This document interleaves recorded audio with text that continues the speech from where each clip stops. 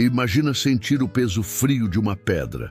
Agora, imagina uma roda de gente, olhos cheios de raiva, e você no centro, com uma convicção maior que o medo. Essa é a história de Estevão, um dos primeiros diáconos da igreja, um servidor, não um chefe, e o primeiro mártir cristão. Sua história é um marco no cristianismo, mas seu fim brutal é frequentemente suavizado. Hoje, a gente encara a verdade de frente. Fica comigo. Tem um detalhe nessa execução que quase ninguém nota. Um jovem chamado Saulo no canto da cena e uma visão no céu que muda tudo. Se prepara, porque nos próximos minutos você pode repensar coragem, perdão e o custo real de acreditar. E se Deus não couber na sua caixa? Fica comigo mais alguns segundos. No meio do apedrejamento, há um gesto que revela que aquilo foi mais linchamento do que justiça. E no final, eu te conto por que ver Jesus em pé e não sentado é o ponto mais arrepiantemente ignorado dessa história. Quem era Estevão no cotidiano? Não era famoso, não tinha título de apóstolo. Ele é escolhido quando a igreja começa a crescer e aparecem falhas no cuidado. As viúvas dos judeus helenistas, de língua grega, estavam sendo deixadas de lado em comparação às viúvas dos judeus hebreus. Tensão real, gente de verdade com fome e sentimento de injustiça. A comunidade decide: vamos escolher homens de boa reputação, cheios do espírito e de sabedoria, para servir às mesas, distribuir com justiça e pacificar os corações. Estevão está entre os 7, recebe imposição de mãos, é colocado para servir. Servir, não aparecer. Só que algo nele chamava a atenção. Estevão, cheio de graça e de poder, fazia prodígios e grandes sinais entre o povo. Atos 6, 8. Sua fé tinha fruta e tinha força. Ele cuidava de gente e, ao mesmo tempo, Deus se movia através dele. Quando o amor se organiza, o poder treme. E quando o poder treme, procura um culpado. Alguns judeus helenistas de sinagogas diferentes começam a debater com Estevão. Não aguentam a sabedoria e o espírito com que ele fala. Se a argumentação não vence, entra a distorção. Levantam falsas testemunhas, acusando-o de falar contra Moisés, contra a lei e contra o templo. Percebe a sensibilidade? Tocar no templo e na lei é encostar nos nervos do sistema religioso daquele período. Importante, isso não é contra o povo judeu. É um conflito interno e específico com lideranças do Sinédrio naquele contexto. A Bíblia é honesta com as tensões históricas, sem transformar isso em ódio ao povo. Transportam Estevão para o Sinédrio, olhos fixos nele. As testemunhas despejam as acusações. E um detalhe desconcerta todo mundo. Seu rosto era como o rosto de anjo. Traduzindo, serenidade no meio da pressão. Paz que não combina com medo. Quem já viu alguém assim sabe, tem algo diferente ali. Isso é verdade? Perguntam. Estevão poderia se defender, tentar salvar a pele, mas ele escolhe um caminho mais profundo.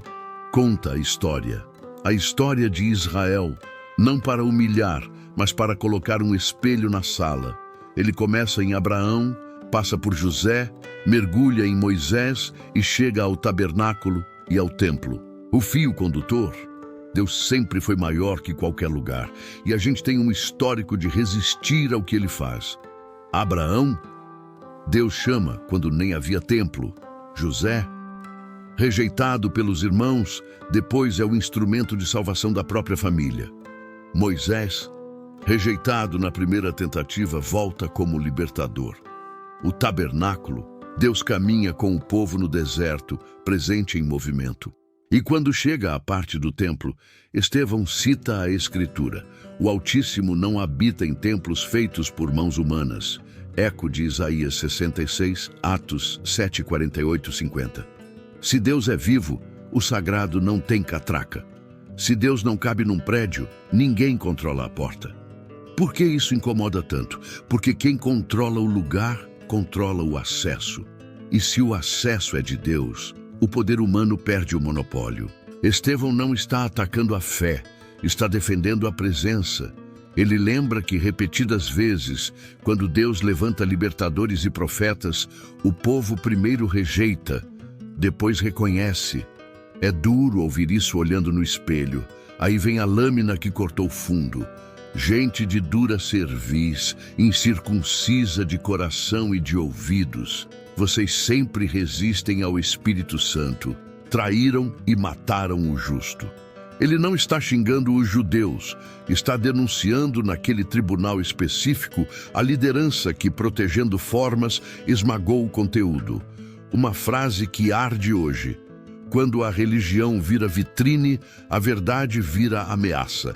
Segura essa, porque já já a gente vai para o momento em que Estevão olha para cima e vê o que ninguém esperava. E isso muda o sentido da morte dele. Ao ouvirem, eles se enfurecem, rangem os dentes. O ar fica pesado e Estevão, cheio do Espírito, ergue os olhos. Vejo os céus abertos e o Filho do Homem em pé, à direita de Deus. Em pé. Grava esse detalhe. Normalmente o Filho do Homem é descrito sentado. Em pé é postura de quem se levanta para receber como testemunha, como quem honra o servo que permanece fiel. É como se o céu dissesse: eu estou com você. A multidão grita, tampa os ouvidos, parte para cima, arrastam Estevão para fora da cidade. Execução acontece longe dos muros, como quem varre a sujeira para o lado de fora. E aí vem o gesto que revela a pressa e a raiva. Os acusadores tiram os mantos e os colocam aos pés de um jovem chamado Saulo. Justiça tem rito, linchamento tem pressa. Debaixo do domínio romano, a liderança judaica tinha restrições para aplicar pena de morte. O que você vê aqui parece menos um processo legal completo e mais uma explosão de fúria religiosa. E Saulo está ali, aprovando. Ele não atira, ele concorda. Às vezes, o silêncio com autoridade pesa mais que a pedra. As pedras voam, impactos secos, corpo no chão. E Estevão, ele ora. Primeiro entrega: Senhor Jesus, recebe o meu espírito. Depois, o golpe mais escandaloso contra a lógica da vingança. Senhor, não lhes imputes este pecado. Perdão no meio do apedrejamento. Isso não chama o mal de bem. Isso impede que o mal tome o coração. O perdão não absolve a injustiça. Ele te liberta de virar um apedrejador. Por que ver Jesus em pé muda tudo? Porque a Bíblia costuma apresentar o Messias sentado à direita de Deus, como rei entronizado. Aqui ele se levanta. A imagem é de acolhimento e defesa. O céu não assiste passivo. O céu honra. Para quem está sendo esmagado por pedras, saber que o rei se levantou por você faz toda a diferença. É por isso que Estevão morre com o rosto em paz. Ele não está sozinho. E sim, isso levanta uma pergunta para mim e para você. Quando a pressão aperta, em que imagem você fixa os olhos? Na mão que joga a pedra ou no céu que se abre? Volta comigo para quem está de pé segurando os mantos, Saulo. Depois dessa cena, ele se torna o perseguidor mais feroz. Entra nas casas, arrasta homens e mulheres. Atos 8:3. Mas tem memórias que grudam. O rosto de Estevão, a serenidade no tribunal, a visão dos céus abertos, o perdão dito com o corpo sendo ferido. Isso volta, isso martela. Quando Saulo encontra Jesus na estrada de Damasco, aquela luz não cai num coração em branco. Deus plantou sussurros antes do trovão. É bem possível que a coragem de Estevão tenha sido a semente da conversão de Paulo. Sementes sabem esperar. E o que acontece com a igreja? A morte de Estevão vira ponto de virada. Estoura a perseguição em Jerusalém. Muita gente foge e, fugindo, espalha a mensagem. Dói, mas expande. Lembra da promessa de Jesus? Vocês serão minhas testemunhas em Jerusalém, Judeia, Samaria e até os confins da terra. Atos 1:8. Parece que o vento contrário vira vento a favor. O sistema tenta calar. Deus usa para enviar. Às vezes, a dor é a porta pela qual a missão passa, trazendo para a vida real, onde a gente troca pão por pedra no dia a dia. Quando escolhemos o meu grupo em vez da pessoa diante de nós. Quando defendemos a placa e esquecemos as pessoas. Quando transformamos tradição em muros e não em janelas. E se hoje você substituísse a sua pedra por uma oração por quem te feriu? Não é fácil, mas escolhas assim mudam histórias. Comenta 100 pedras se isso te confrontou de algum jeito. Vou ler e responder. Perceba também a coragem de Estevão.